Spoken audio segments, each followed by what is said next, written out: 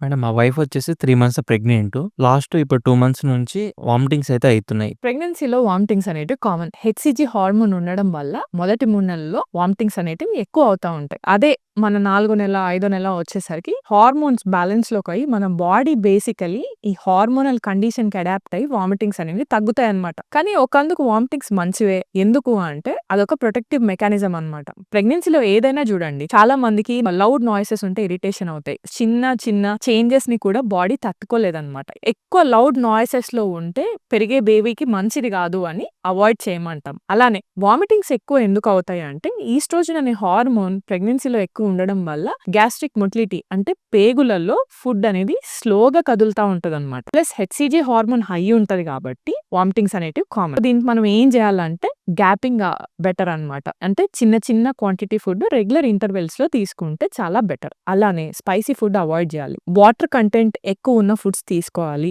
Plus hydration అనేది maintain చేసుకోవాలన్నమాట. జ్యూసులు తాగడం గానివ్వండి, కోకోనట్ వాటర్ తాగడం గానివ్వండి, వాటర్ ఇంటర్వెల్స్‌లో తీసుకోవడం గానివ్వండి చేస్తే బాడీ అనేది డీహైడ్రేషన్‌కెళ్ళకుండా ఉంటది. సో, డెఫినెట్‌గా వాంతులు కాకుండా టాబ్లెట్లు వాడాలి. అలానే హాస్పిటల్‌కొచ్చి రెగ్యులర్‌గా ఎవాల్యుయేషన్ చేపించుకోవాలి.